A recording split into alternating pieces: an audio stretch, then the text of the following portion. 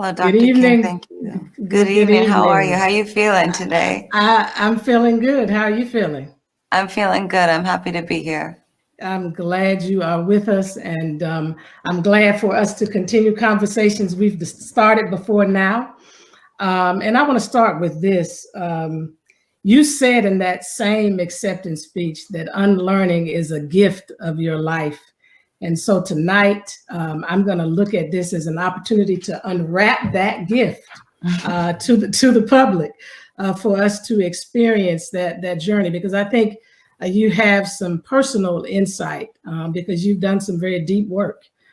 Just in our conversation that we had on last week, it is very evident that you have been doing some very deep work in this area, and I want people to hear your heart and to go with you on this journey, and perhaps dare to go on that journey themselves. Because as I said earlier, this whole notion of unlearning is not just for any one particular racial group. It's for all of us as a part of humanity, as a part of the beloved community, as a part of what my father called the world house, because white supremacy is something that we were all born into.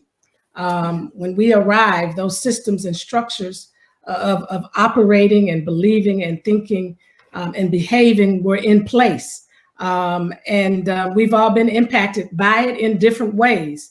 And so what I want to ask you starting out is, when was that moment for you where the journey really started and you realized that I have a responsibility to unlearn? Because I think most people, the conversation is about learning. You know, my dad, as I said earlier, said we must learn to live together. But the reality is kind of like when you go through a program where you're trying to lose weight, one of the first things that people who are experts in that area try to tell you is that it's important for you to detox first before you really try to introduce all those good foods into your body. And so tell us, when did it all start, that journey? What opened it up for you? Well, what I would say is, first and foremost, that journey began with a deep, deep desire in my heart to love the world. However, I knew that there were both assumptions made about me and assumptions I made about myself, that I felt that I had already an understanding about equality and fighting for people, for the world. And what I noticed was that when it came to the LGBTQ plus community, I had this endless ability to talk about love, this endless ability to be fearless, this endless ability to dive into myself, to go to Capitol Hill, to yell at the president, "Can you hear me?" Talking about don't ask, don't tell, talking about marriage equality. And then when there was so much racial unrest in this country last summer, I realized that I was having a hard time talking. I was having a hard time knowing what to say. And I realized there was this blockage in me. And people around me were asking me, "What do you think about this? What do you have to say about this? Speak out about this." And at first I thought, I don't want to be too technical. I don't want to speed this up. I don't want to say the wrong thing. I want to take my time. And I did some writing. But when I look back on that writing, it was intellectual. I feel like I hid behind concepts, the idea of systemic racism. And what I realized later was that I had to ask myself a much bigger question. What is wrong with me that I cannot have this conversation? What is wrong with me that I am having trouble talking? And I began to do the work myself. The process of unlearning is a work of love, I believe. It's a work of love to yourself, and it's a work of love to the people around you. And I wanted to understand, what am I missing? And Dr. King, I was missing so much. And that unlearning process began with me knowing that I had to start edifying what I believe. and being able to really speak about it in a way where I can be strong, rooted in love, rooted in my truth, staying engaged and making agreements with myself. But it took me making mistakes. And it also took me really looking in the mirror and saying, what is wrong with me that I can't talk about this?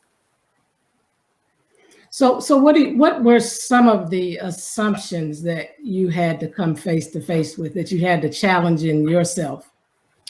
Well, I assumed that I was somebody that knew so much about equality, that I fought for equality in the LGBTQ plus community, that I believed so strongly in equality, that I had an understanding of equality, that my understanding of equality was connected also to my relationship with God. And then I learned something by unlearning. And actually, quite recently, I was watching something Eddie Glaude talked about equality and the center of gravity around whiteness. And I thought to myself, isn't that interesting that I could not see that equality is calibrated to white? It's not calibrated to all of us right now. And I thought to myself, that is something that I did not see before. That is something that I did not understand before. The way that white supremacy culture is rooted in everything around me, that I would not be able to know that the equality could stand on its own maybe one day with our imaginations, by coming together in a new way, making change, changing policy. That can we change the center of gravity and orbit around something other than whiteness? And how do we do that? And how do we do that? Well, how do we do that? I'm curious to know what you think about that, and I have some thoughts too. Woo!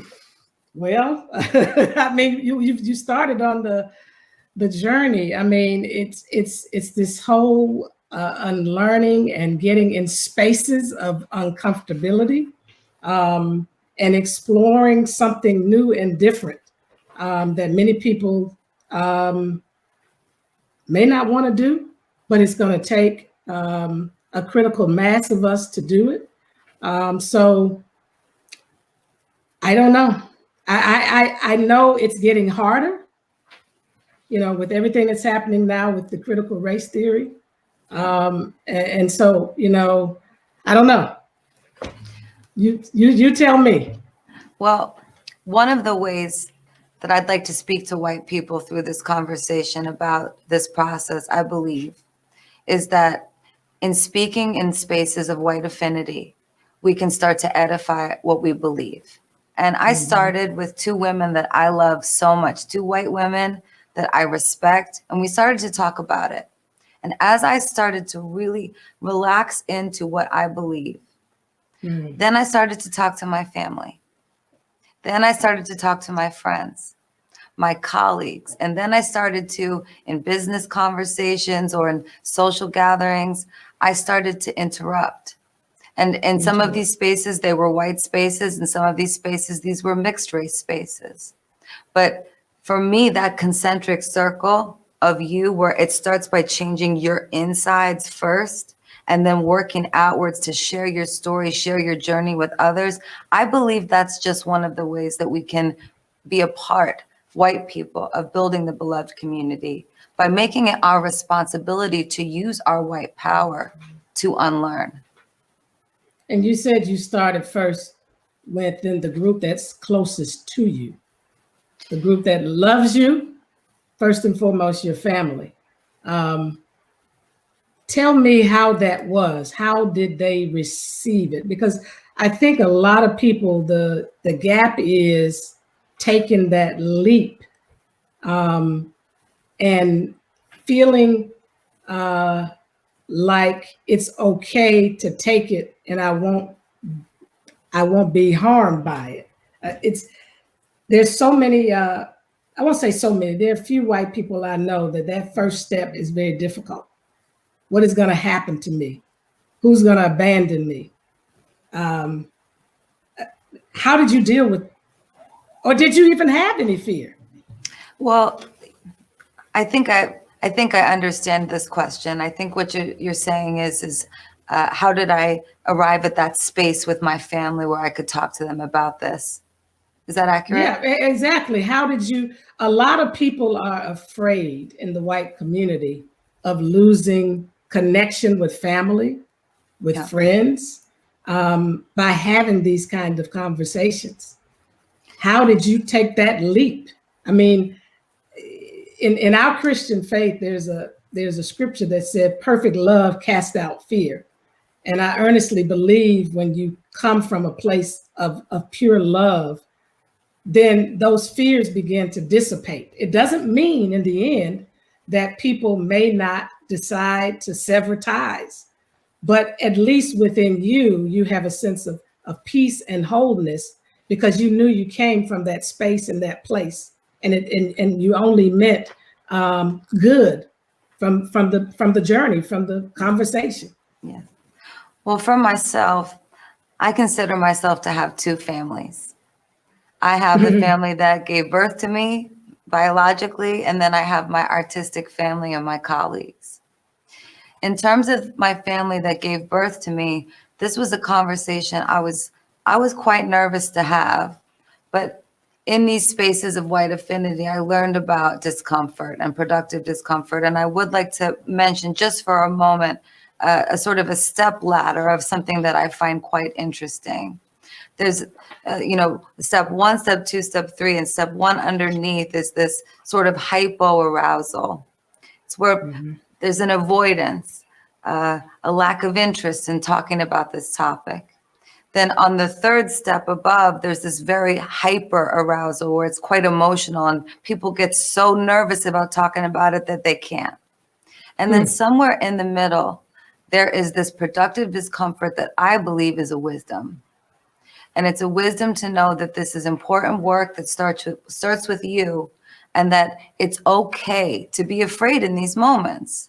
Now, when I talked to my father, when I talked to my mother, when I talked with my sister and her loved ones, I always remembered to make sure that I was saying the words, I believe this. And also I would ask my father, my mother, I'd say, I'm curious to know why you would say something this way. Have you ever thought about saying it in another way? Have you ever thought about the ways in which we are white?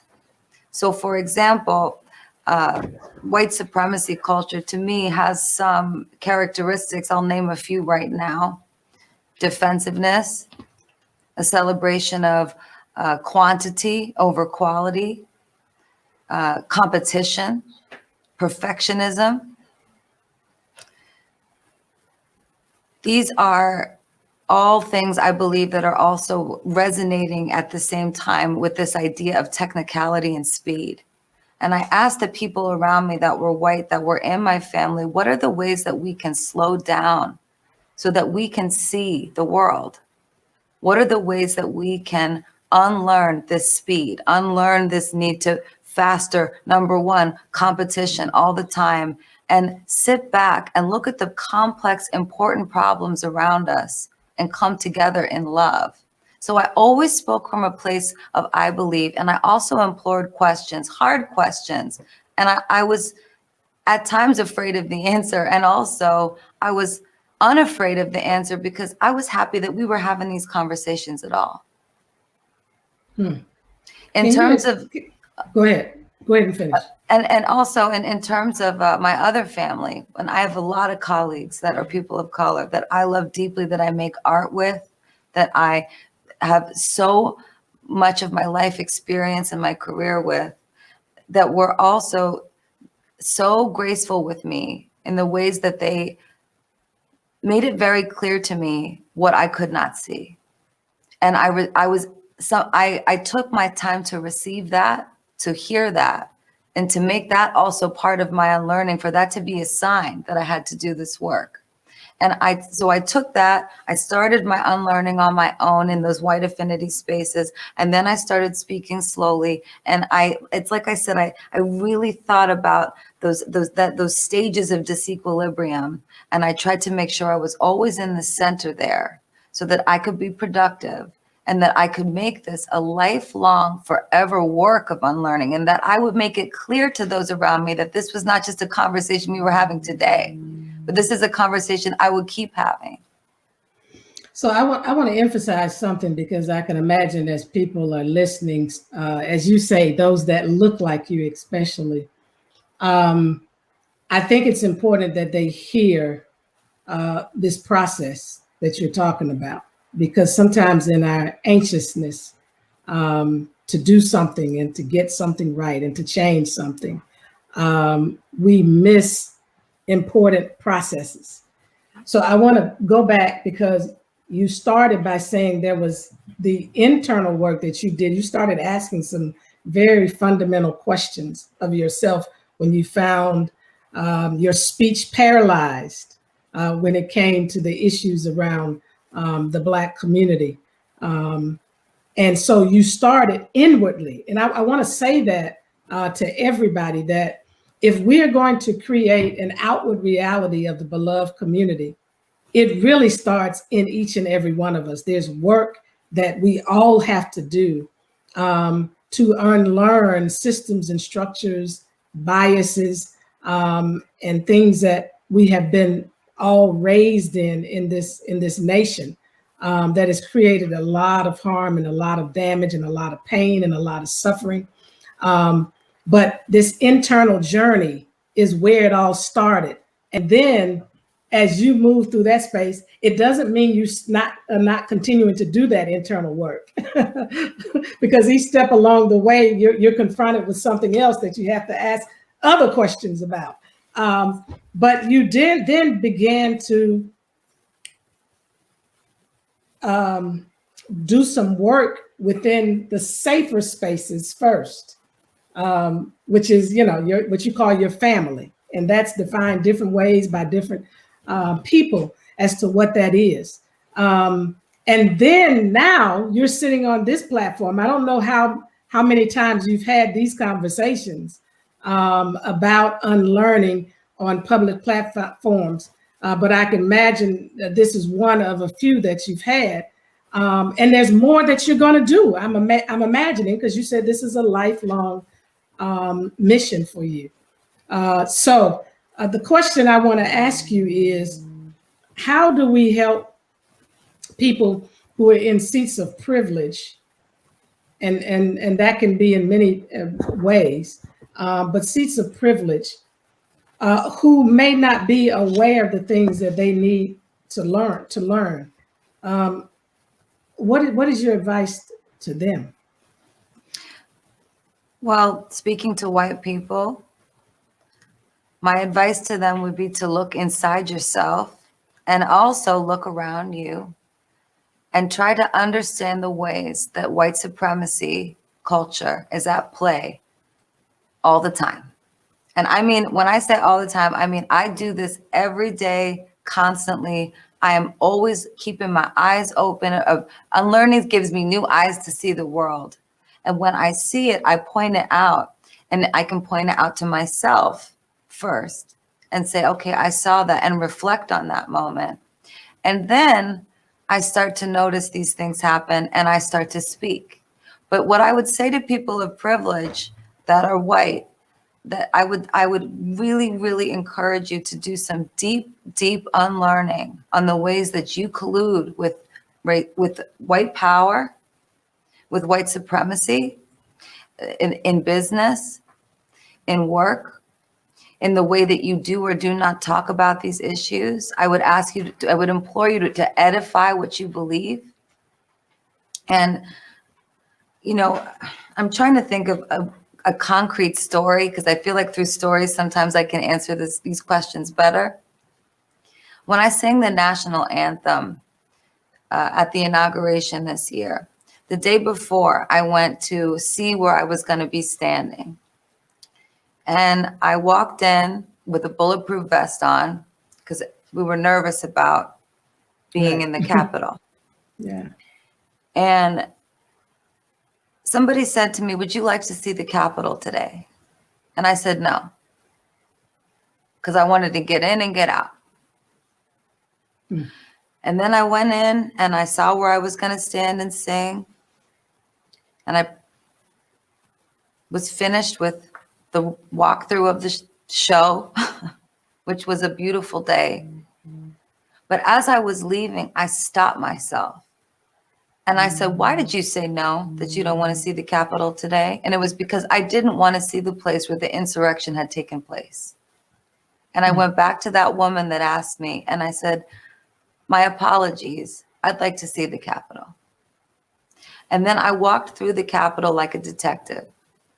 And I looked for evidence of the truth, because we see these things on screens, right? We witness these things on the news. But to be there in person, I was afraid. Dr. King, I knew in that moment I was avoiding this issue, and I stopped myself and I said, don't avoid it, go look at it and go be with it. And guess what I did? I just walked through and I searched until I found, they told me, you won't find much. We've cleaned up most of it. But I found a window that had blunt force, that was cracked. And I went to that window and I stared at it and I saw the white rage. And I stared at it and I reflected and I thought about what I was about to do the next day. And I thought about what a gift this unlearning was also to myself, that I would take that moment to go there and see it for myself, because that day to me was not about Donald Trump. That day to me was about white supremacy. And it was a day that we could all take our hands and point right at it, where it was crystal clear. These are the ways in which I believe that we all can unlearn. It's when we notice ourselves avoiding, when we notice ourselves colluding, when we notice ourselves not stopping to ask ourselves hard questions. Now, this even shows up for me in business. Sometimes somebody the other day said to me, what does it mean to you that creative freedom is power? And I found myself, while I was talking to them, thinking about what power meant to the person that was talking to me, what power meant to me. And I said to them, well, I want to be clear that we are celebrating earned power and not unearned power. Right. And yet, while I was saying that, I also continued to ask myself, is that the right thing to say? Is that the right way to frame this? And also, there are centuries of moral healing that we have to do so that we as white people can be unafraid to have these conversations and to ask ourselves the ways in which we are blind. Why did I hold on for so long to not seeing color? I do not know, but I need to see color, because when I see color, I can see the truth. Yes. And thank you for saying that, because so many people take my father's words out of context when he said my 4 children would live in a nation where they would not be judged by the color of their skin, but by the content of their character. By no means was he talking about a colorblind world. But I want to ask you something. There's so many people, obviously, who don't think like you, who would probably feel that there is no such thing as racism today. A lot of people who are uncomfortable with the notion of white supremacy and who feel like when these conversations are happening, fingers are being pointed at them. How do we invite that community in without them feeling threatened, but in a way that they can feel like this is a journey that all of us need to be on for the sake of even them and our whole humanity? How do we do that? Well, in other words, how do you reach your other white brothers and sisters who, as soon as you start saying white privilege, white supremacy, right, they're going to shut down. I know. I start saying whiteness, white power. Listen, I've been in those conversations in those rooms, and I see the bristle happen. Yeah. Right. You know what I would say? And maybe this is Maybe this is not particularly radical to anybody. Maybe this would be quite radical to some people, but I believe that white people want to change. And I believe that white people want to unlearn. And I believe in white people. And I believe in having compassion for white people, that they don't know how to hear those words without getting defensive, without trying to protect themselves, without trying to hoard power, without trying to keep themselves on top. You know, when I think about the zero sum theory, I think that like it's deeply ingrained in our minds in this way that we need to unlearn that if a person of color gets +1, that we are now like that it's -1 for white people. And I would invite them to know that other white people believe in other white people, that they want to do this work and change, and that there is love here. That this is not a conversation about white supremacy in a way that is designed to hurt you. It's done in a way that is designed, I believe, for myself. It's designed to educate me about things that at one time I could not see. But now if I were to describe white supremacy, I would say I could stand in the center of an 8-ball and point all the way around 360 that it's all around me. And once we start to have these conversations from a place of love, where maybe white people can say to other white people, I believe in you. I believe you want to unlearn. Because I've got so many white friends, I'll tell you, that white folks, I can feel them, that they want to be able to talk to me about it, but they don't know how. And very often I feel myself saying to them, I know how much you want to unlearn. And you just have to begin the process. And you just have to start to try and be braver in that moment. Be brave enough to feel that discomfort, be brave enough to hear these words and accept them as they're a bitter truth. And we cannot lie. I mean, I have this book, and I feel that it's important to, I wanted to say this quote to you, if it felt relevant. It's from a book by Kiese Layman. It's called How to Slowly Kill Yourself and Others in America. And when he's speaking about social antagonism, he says, it is an addiction broken only by honest reckoning, consistent practice, and the welcoming of radical spirits. What I believe is that I can speak to other white people, and white people can speak to other white people with love and say, I believe in you. This is a practice. This is a discipline. This is honest reckoning. We can do this together. We can sit in this together, and we can be a part of embracing radical spirits to move us forward so that the beloved community can continue to grow. But I understand why you asked me this question, because it is my feeling that white supremacy is like, it's the pipes, right? And we're the water of love. And we're exploding with love, that we want out of these pipes, but we're still water in the pipes. And how do we get out? And I believe one of the ways that we can get out, one of the ways that we can speak to other white people, is to tell them, white people telling other white people, I believe that you want to unlearn. I believe in you. I believe you want to be part of the change. So this process that we're talking about, I think it's important to emphasize that this is a process of addition, perhaps even multiplication, and not subtraction and division.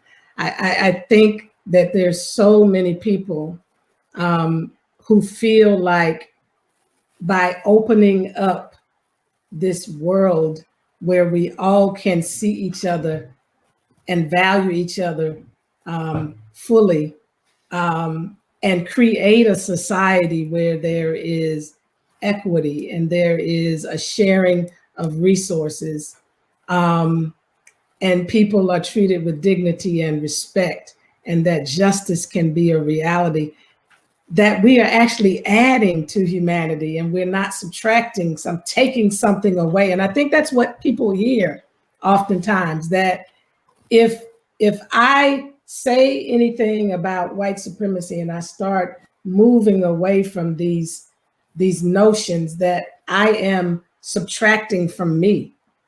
And we have to help them to understand that that's not what's happening at all. So let's talk about that. These are, you said it, everybody has said it. These are social constructs that we have created. Humans, you know, we've created. And so we collectively, and there's constructs that all of us have participated in some way or another.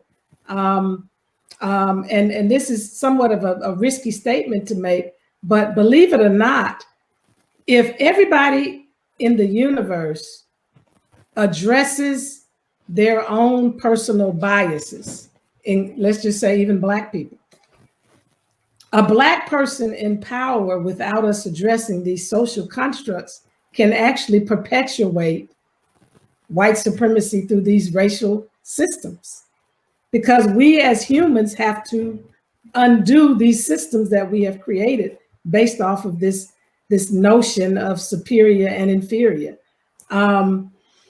So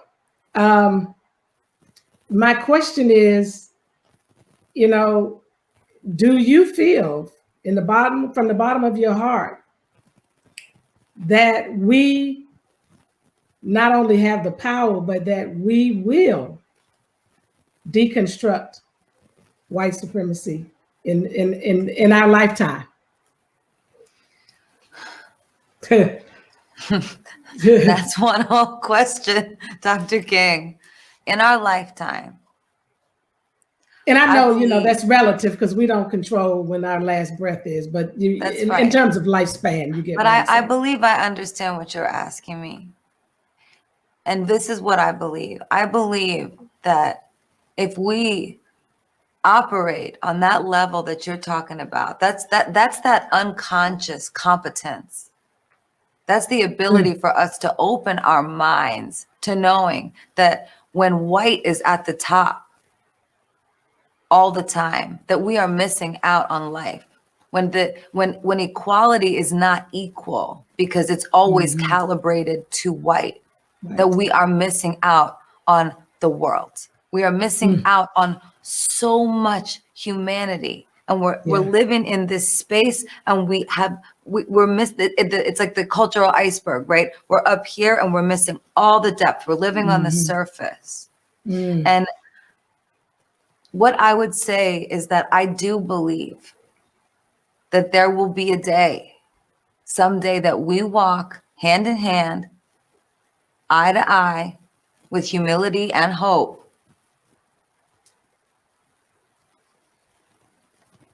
in healing, with more wholeness. But this only can be done if white people and other people that look like me begin this process of unlearning and make it a lifetime effort, so that we can see it in this lifetime, so that we can understand that when we have that white power, when we have that white privilege, we need to use that power and that privilege to educate ourselves and educate other white people. But I do believe this is possible. Now, I was listening to Imani Perry talk about utopias the other day, and she said that she didn't believe in utopias, which I thought was interesting. But I don't think what you're talking about is necessarily a utopia. I think what you're talking about is a world where equality is not centered in gravity of white, but that we orbit around each other, that we orbit around culture, that we take a step back. These systems have to change, and we can change these systems, but we have to organize around love. Exactly. So that's what I believe. How do we organize around love? And that's one of the reasons we launched this this Be Love campaign, because most of us we don't know about that kind of unconditional, understanding, redemptive goodwill toward all love. And it's the only way that we're going to get there. And so, you know, I invited you the other day to join us on this journey, this Be Love journey, as we try to infect the world with something that is really organic to us. We just don't know it. We've allowed ourselves to be exposed to so many other things that we've lost sight of the organic of who we really are. And so, just in closing, I wanted to ask you to share with everybody something you shared with me the other day. I thought it was so powerful.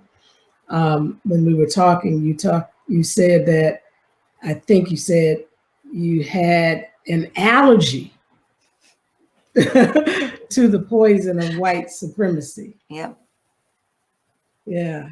Well, I believe now through my process of unlearning and learning, I believe we all drink the poison of white supremacy when we're young, when we're first born. And that part of the unlearning process is, for lack of a better analog, it's like, how do we throw up this poison? But what I've realized is that I actually have noticed a change in my body. When I do this work, I feel warm. When I organize around love and I stop orbiting around whiteness, I feel hugged. I feel loved. I feel the world in a way that I've never felt it before. And when things around me start to speed up and I start to experience that white supremacy culture speeding up around me, that competition, perfectionism, beyond time, let's go, hoarding power. When that starts to happen, I feel like I'm allergic to it now because I've been doing this work and I start to feel this tingling in my body. I start to feel heat all around me, and I start to feel disconnected from the people around me. And sometimes in meetings, I've been in, Dr. King, if people have started shouting at each other over God knows what, bless. I would write the word adaptive on a Post-it, stick it on the wall, and walk out of the room. And that would be my way of interrupting. And I would walk back in and I would say, I don't know what you were fighting about, but I know that this is not the way to solve the problem. And what is a more adaptive solution? Can we take a step back and look at this? But I notice it because I'd like to ask other white people to look inside themselves and ask themselves, are there moments throughout your day or in your life where you notice this very rushed feeling inside of you that like you have to keep up with something? And I would beckon white people to ask themselves, are you keeping up with white supremacy culture? Or are you keeping up with another idea that you have? But I beckon you to ask the question, is it that? Because it might be because it was for me. And when I deny that of myself, meaning when I notice it, and that's part of my unlearning, is my ability to see that now. When I notice it, I slow down, I take a breath, and I either interrupt or remove myself. And I start to take an approach that is inspired by everybody. But it's not inspired by white supremacist culture. It's inspired by relationships, community. It's inspired by deep culture, love, the celebration of all, but not this unconscious incompetence. I want to bring this up again as we talked about bias earlier, because this unconscious incompetence, I'm using this as a strong word, incompetence, and it sits right alongside ignorance that white people hold onto very strongly. And when you hold on to that, you are committing yourself to oppression. And I ask white people to ask yourself, do you realize that you're doing that? And maybe in that moment when you feel that thing in your body, are you committing to oppression without even realizing it? And can you hold yourself back? And can you unlearn? And then can you find these spaces, whether they're white affinity spaces or they're mixed race spaces, to have these conversations and then have these conversations with your families and move out. I'm sorry to keep going on about this, but I'm trying to tie in what we were talking about earlier to this feeling in my body so that everyone could understand, the white people that are listening, that if you are feeling sometimes like you do not belong, that you are trying to keep up with something, you might have this allergy that I have to this, you might have this allergy allergy to there being an absence of love and a dominance of whiteness. And that's just what I believe. But I do believe white people want to change. I do believe not all white people know how. And I do believe that some white people are so filled with rage around this topic that it's difficult for them to talk about. But I do know that change is possible because I know it's possible inside myself, which means I know it's possible in somebody else. Wow. This is oof. There's been a lot to chew on tonight. And as you were talking, I thought about my father's words that there's nothing in all the world more dangerous than sincere ignorance and conscientious stupidity. And you're talking about a liberation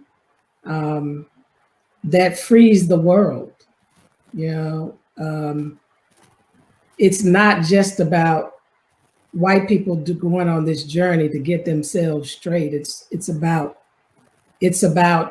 what Daddy said as perfect. I think he even said perfect love is justice concretized. It's this journey where, as you open up yourself to be a vessel for love to flow in and through, you become this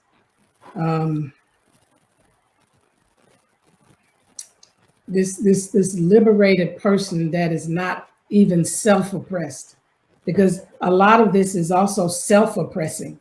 You know, if it's true that white people do want to unlearn and don't know how to, I think there's some people in the Black community who would say, I don't know about that, because they've seen such rage and unrepentance in so many, especially in so many officers' faces, to some of those on Capitol Hill who are holding hostage, you know, important pieces of legislation. You know, this journey of unlearning can't come quick enough for many people.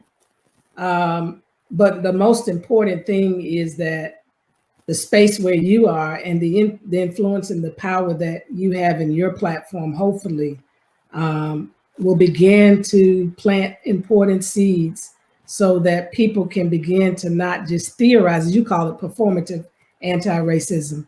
Yes. And they move sincerely to this space where they are implementing out of love the demands of justice, as Dad said, and using love to correct everything that stands against love, legislatively, conversationally, as you did in that room where you put adaptive. We call that helping people to come to terms with how do we create these win-win outcomes and scenarios. So thank you for this conversation. I wish we could talk longer. They're telling me it's time to wrap. I know, me too. I did want to say to you that I didn't mean to earlier. You mentioned critical race theory, and I didn't mean to dodge that question there. I got so moved by our conversation that it got lost, and I think it got lost because of this simple truth that I believe. I believe that Republicans weaponize critical race theory. And I believe that they weaponize love all the time to gain power and to divide us, to conquer for more of that white power. So I would invite other white people to potentially have conversations about how this is just one of the things that is used to divide us. And in what ways can we fight for there to be a curriculum or something in schools for the kids at a young age? Like, I would have loved when I was younger, a young white girl, that I would have been taught that I was born into centuries of unearned power. That's the type of education discussion I wish that we were having. So I didn't want to dodge that question from you. So I just wanted to bring it back to that. I understand perfectly. And the reality is that at some point we have to move beyond politicizing everything so that we can do the real work of creating a just, humane, equitable, and peaceful world. Those are members of our beloved community. They are our brothers and sisters. And we have to find a way to bridge and invite them on the journey with us to unlearn. And so thank you so much, Lady Gaga. I look forward to continuing our conversations even offline. And thank you for making time tonight to join us. And I want to thank everybody for tuning in tonight.